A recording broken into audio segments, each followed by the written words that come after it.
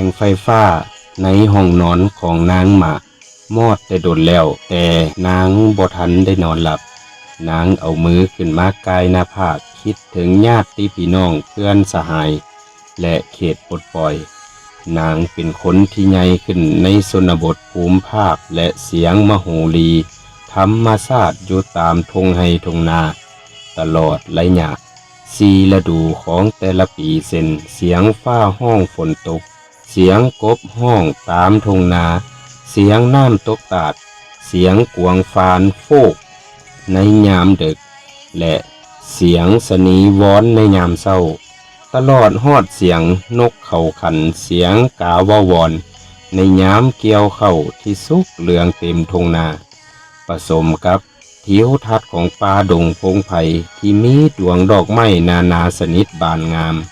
และหมู่กกไม้เปลี่ยนไปตามฤดูกาลอยู่ตามจ้ายผูต่อหน้าบ้านเกิดเมืองนอนของนางโอ้ยสั่งมาคิดฮอดบ้านเกิดเมืองนอนแท้เด้นางมาถอนหายใจยาวๆเป็นหูดนางคิดอยากขอเปลี่ยนเวียกงานน้ำคันถึงหลายเทื่อเพื่อให้นางได้ออกจากเมืองหลวงเวียงจันทน์นางเป็นลูกสาวนาสิ้นเคยในการต่อสู้อยู่ตามชนบทบัดนี้นางพัดได้เข้ามาอยู่ในเมืองหลวงเอาพวกนักเรียนนักศึกษาเป็นเป้าหมายเรียนการเคลื่อนไหวปฏิบัตินางต้องนุ่งโส่งขาสร้างถือเกิบส่วนสูงหรือถ้านุ่งสิ้นก็เขินพ้นหัวเขาขันลามก็ลามจนลากดินโอ้ยน้อคนพลอยสั่งมาน้อยใจของคนเปี่ยวแท้เด้ถ้าพวกอ้ายบ่าวในเขตปลดปล่อยมาเห็นนางแต้มคิ้วทาเขาแป้งเอาน้ำแดงมาทาศพนุ่งโส่งขาสร้างซะอยู่ตามแคมถนนเมืองหลวงเวียงจันทน์เคียงหน้าพวกนักเรียนและนักศึกษาที่ปะผมยาวจนตั้งบ่าพวกเพิ่นสิว่าแนวใดนางมะรู้สึกกระเดียมคิงนางพุดลุกพุดนั่งจากบนนอนเปิดไฟฟ้าวเก้าผมว่าจะย่างออกไปหาป้าคำดีเพื่อปรึกษาหาลือน้ำเพิ่นแต่บ่ฮู้ว่านางคิดได้คิดดีแนวใดนางคอยนอนลงหัวควันตนเองแล้วเอาผ้ามาห่มยื่อมือไปมอดไฟปรากฏว่าการเป็นมาของนางหมะบ่ได้ลอดสายตาอันแหลมคมของแม่คำดีแม่ไขประตูส้วมแล้วก้าวเข้ามาหานางพร้อมทั้งว่ามะลูกนอนรับหวามะลุกขึ้นเปิดไฟกู้มุ้งเซิ้นให้แม่คำดีนางเก้าอี้อยู่ต่อหน้าโต๊ะเฮ็ดเวียกส่วนตัวของนางยื้อเอาเสื้อแขนยาวมานุ่งพร้อมทั้งตอบว่าลูกนอนบ่หลับนะลูกบ่สบายวะบ่ลูกอุกใจนางหมะเว้าออกด้วยความทุนเทียงแม่คำดียิ้มหัวแม่ชอบนิสัยเว้ากงไปกงมาของนางหมะมิดอยู่คราวหนึ่งแล้วแม่จึงถามซ่าๆว่าลูกอุกใจเรื่องใดเว้าให้แม่ฟังนำได้บ่นางหมะก้มหัวใส่มากกระดุมเสื้อใส่แล้วเปิดแล้วใส่นางมีนิสัยเฮ็ดแนวนั้นเมื่อนางใส่สมองคิดถึงปัญหาใดหนึ่งที่ยุ่งยากคราวหนึ่งนางเงยหน้าขึ้นแล้วว่าลูกเห็นทางขันถึงควรพิจารณาคืนใหม่เบิงลูกเป็นคนบ้านนอกพัดมาอยู่ในเมืองแนวนี้คือจะบ่เหมาะปานใดบ่เว้าแล้วนางหมะทอกน้ำใส่จอกยืนให้แม่คำดีทั้งสองคนต่างก็พากันมิดอยู่สัวระยะหนึ่งแม่คำดีจึงเว้าว่าเรื่องนี้บ่แม่นขันถึงบ่ฮู้แต่ในเวลานี้ยังบ่ทันมีผู้ที่จะมาเปลี่ยนลูกแม่คำดีจับเอาจอกน้ำมาดื่มหน่อยหนึ่งจึงเว้าต่อว่าแม่นี่ก็คือลูกนั่นแล้วแม่เป็นลูกชาวนาเมื่อแม่เข้ามาในเมืองหลวงเวียงจันทน์หนังสือตัวหนึ่งก็บ่ฮู้แต่เฮ็ดเวียกไปเฮ็ดเวียกมาแม่ก็คือลูกอันนี้แม่ก็คือลูกเห็นนี่แล้วลูกพบความยุ่งยากหยังก็ลองเว้าสู่แม่ฟังเบิ่งดูสองแม่ลูกเฮาคอยพร้อมกันปรึกษาหารือกันแก้ไขปัญหาแล้วนางหมะก้มคิดอยู่คราวหนึ่ง จึงเงยหน้าขึ้นพับตาให้ขนตาทั้งยาวทั้งกงของนางเน่งติง2-3เถื่อแล้วนางจึงเว้าขึ้นซ่าๆและแจมแจ้งดีว่าดังแม่ฮู้แล้วหั่นล่ะนับแต่มือลูกเข้ากินเฟออยู่น้ำนางเวียงทองอยู่ในโฮงข้าวแกงข้างโฮงสายห่มเงาแสงลาวแล้วเกิดเหตุอันบ่ดีขึ้นเป็นต้นพาพวกนักศึกษาไปเรียนภาษาอังกฤษน้ำกันเป็นสีสงสัยลูกวาดใดวาดหนึ่งที่อธิบายยากนางเวียงทองก็ถามแล้วถามอีกว่ามื้อนั่นลูกไปไสคือมาไวแท้ลูกตอบแนวใดแล้วแม่คำดีถามด้วยสีหน้าสนิทสนมและเยือกเย็นลูกก็ตอบว่าลูกไปซอกหานางเวียงทองเหมือนกันสู่คนสู่ซอกกันเลยบ่พบกันจักเทื่ออ้ายเหินได้นำหาลูกเมื่อเห็นลูกเพิ่นเลยเอาลูกเมื่อลูกก็ตอบถูกแล้วเด้พวกเขาสงสัยลูกแนวใดอีกหรือว่าพวกเขาไว้ใจตัวลูกติบ่ไว้ใจกับสงสัยมันต่างกันได้ลูกเอ๋ยใบหน้าอันขาวนวลและแดงเพราะเป็นอำธรรมของนางมะปรากฏว่าแดงขึ้นกว่าเก่านางเฮ็ดแสงตาต่ำๆด้วยความอายนางเว้าออกด้วยมีการต่อสู้ภายในใจว่าลูกได้ใกล้ชิดติดแท้และสนิทสนมน้ำเกือบทุกคนเพื่อโน้มน้าวเข้าไปหางดีแต่เกี่ยวกับเพศตรงกันข้ามแล้วเกือบทุกคนอยากพัวพันกับลูกในทำน้องบ่าวสาวเบาแล้วนางมะอวยหน้าเข้าไปฝ่าจักหน่อยนางเฮ็ดหยังหรือว่าลักยิ้มหัวผู้เดียวก็บ่ฮู้แม่คำดีเห็นแนวนั้นก็หัวขึ้นค่อยๆต่อจากนั้นภายในห้องได้ปกคลุมไปด้วยความเงียบได้ยินเสียงหมงที่มีหมากกระดิ่งซึ่งตั้งอยู่ถึงโต๊ะเฮ็ดเวียกของนางมะดังติกตักติกตักอยู่บ่ขาดสายแม่คำดีคิดอยู่หึงเติบจึงถามนางมะว่าผู้ที่พัวพันกับลูกกลัวหมู่บ่แม่นเท้ามณีวงศ์นั่นบ่นางมะบ่กล้าอ้าปากตอบมีแต่งึกหัวด้วยความเอียงอายแม่คำดีเลยถามต่อไปว่าลูกคิดแนวใดต่อการพัวพันดังกล่าวลูกกระเดียมคิงน่ะลูกสมัครจับปืนออกต่อสู้ดีกว่าจะยางเฮียงหน้ากับพวกที่โกะผมยาวลูกซอกหู้แล้วติว่าเท้ามณีวงศ์แม่นลูกของไผหู้แล้วเพิ่นเป็นลูกซ้ายของทานคูคำตาการเคลื่อนไหวทางด้านการเมืองของเพิ่นเด้ลูกหู้แล้วบ่เมื่อก่อนนี้ลูกสงสัยว่าเพิ่นเป็นคนของ CIA แต่บ่แม่นเพิ่นเป็นคนบ่มักลิ้นการเมืองและบ่เข้าร่วมกับพรรคการเมืองใดๆลูกได้เว้าหยังนำเพิ่นแล้วเรื่องมันยาวได้แม่ยาวก็บ่เป็นหยังดอกมื้ออื่นแม่นวันภาค2แม่ลูกเฮาจะตื่นจักโมงก็บ่เป็นหยังเว้ามาเถอะแม่สินั่งฟังนางหมักทอกน้ำใส่ให้แม่คำดีตื่มอีกแล้วจึงเริ่มเล่าเวียกงานการเคลื่อนไหวของตนเกี่ยวกับเรื่องที่เกิดขึ้นที่โฮงข้าวแกงอยู่ข้างโฮงสายห่มเงาแสงลาวนั่นหลังจากลูกและนางเวียงทองออกไปวิทย์แล้วอยู่ภายในโฮงข้าวแกงได้มีการซกตีกันเป็นการใหญ่แต่นายทหารไทยหมอนั่นถูกจับหนักใบหน้าบวมซ้ำไปหมดค้างกระไตก็ง่ายคือจะต้องกินข้าวเปียกหลายมื้อเติบแหละส่วนเท้ามณีวงศ์บ่เจ็บปานใดทางนี้ก็เนื่องจากหมู่เพื่อนของเพิ่นที่พวมนั่งกินข้าวอยู่ในแห่งดังกล่าวหุ่มมาสวยตามนางเวียงทองเว้าสู่ลูกฟังคืนนี้เพิ่นไปนั่งลิ้นอยู่เฮือนของนางจนดึกและแสดงความเป็นห่วงนำลูกพร้อมกันนั่นก็เฮียงห้องให้นางเวียงทองเป็นแม่ซื้อให้เวลาอยู่โรงเรียนก็เฮ็ดติยืมเอาปึ้มอ่านของลูกไปอ่านลิ้นบัดลูกกลับมาเฮือนเปิดปึ้ม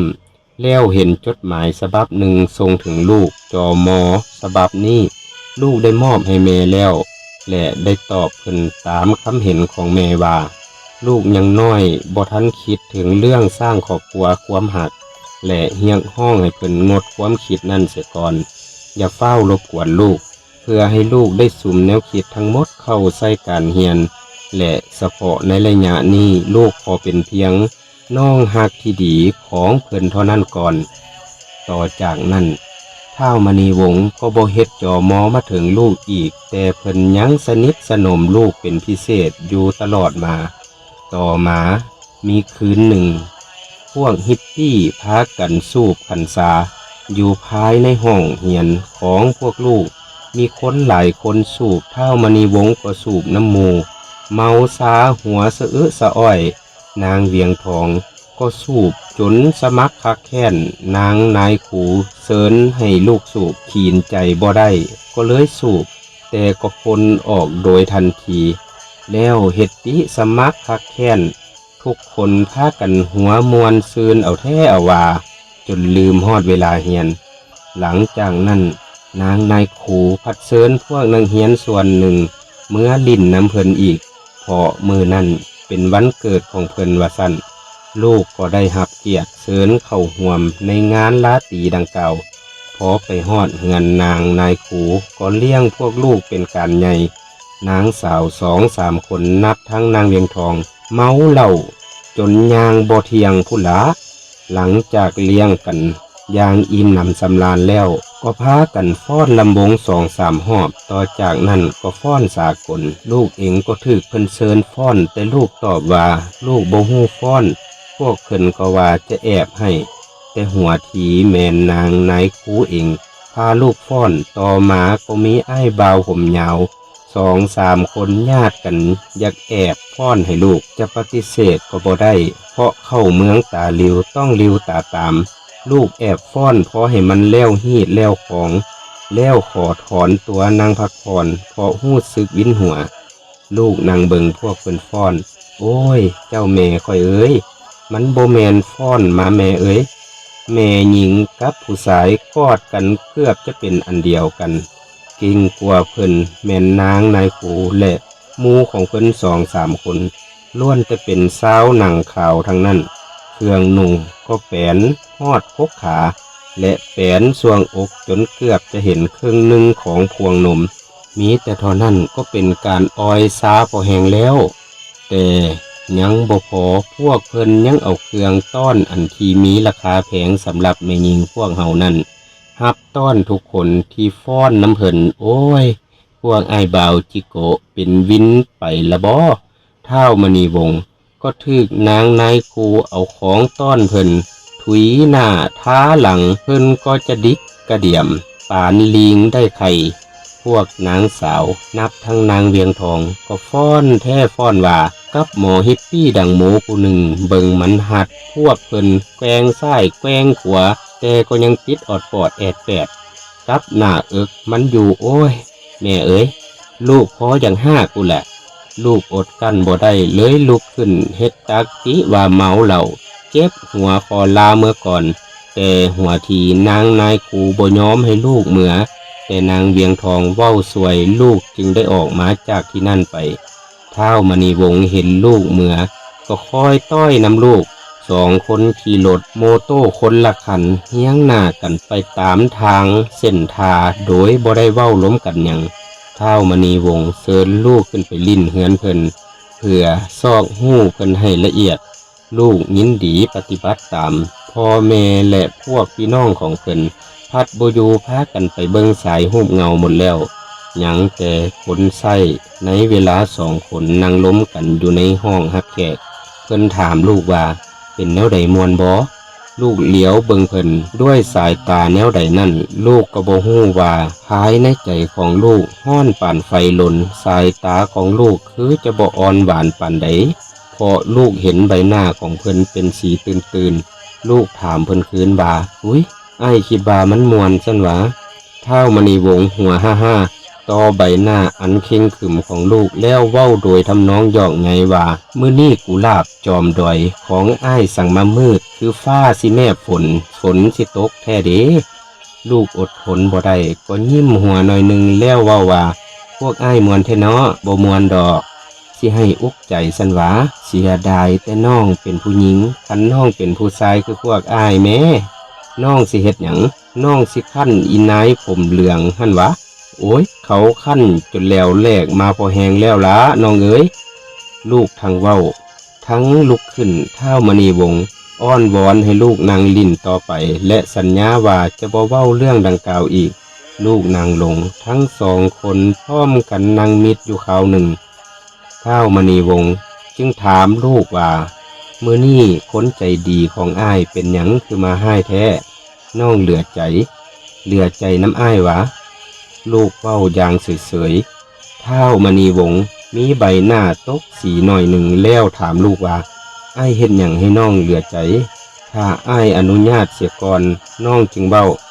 อ้ายอนุญาตให้น้องเว้าตามชอบใจแท้บ่แท้ลูกได้ทาจึงเว้าเต็มมากแม่เอ๋ยแต่หัวทีลูกค่อยๆเว้าแล้วนักแน่นขึ้นไปเป็นลำดับท้าวมณีวงศ์มิตรฟังลูกเว้าอย่างตาบ่พับก่อนอื่นลูกถามเพิ่นว่าอ้ายคิดว่าสูบฟินกินซาเป็นการดีซั่นบ่พวกอ้ายจึงพากันมวนเอาแท้เอาว่าเพิ่นแกงหัวด้วยสีหน้าละแนะเฮ็ดใดพวกอ้ายจึงพากันสูบกันซาซะนะโอ้ยเพิ่นพาสูบก็ไปให้มันมวนซื่อๆนี่ล่ะเพิ่นเว้าออกแบบลอยๆคือจังว่าบ่มีความสำคัญหยังลูกแถมเข้าไปเติมอีกว่าอ้ายคิดว่าสูบให้มันมวนซื่อๆซั่นหวะนั่นล่ะอย่าเบื่อสิ่งพวกมันนำมาเบื่อเมาพวกสาวหนุ่มลาวเฮ็ดให้เมามัวนำแต่การลิ้นกินเสพสมกันโอ้ลมอันเปื้อนเปื้อตำต้อยซึ่งเป็นภัยอันตรายที่สุดต่ออนาคตของชาติเว้ามาฮอดนี้ท้าวมณีวงศ์บ่ปากสุมสายตาใส่ลูกด้วยความสนใจลูกเห็นแนวนั้นก็ย้ำเขาอีกว่าฟ้อนอยู่เหือนนางในคูเมื่อกี้นี่อ้ายคิดว่าแม่นสวรรค์เมืองคนแล้วเนาะน้องเห็นว่ามันฝืนต่อฮีตของประเพณีอันดีงามของชาติลาวเฮาแทนที่จะเป็นสวรรค์น้องเห็นว่ามันแมนหม้อนรกเมืองคนมันออยให้พวกอ้ายลืมชาติศาสนา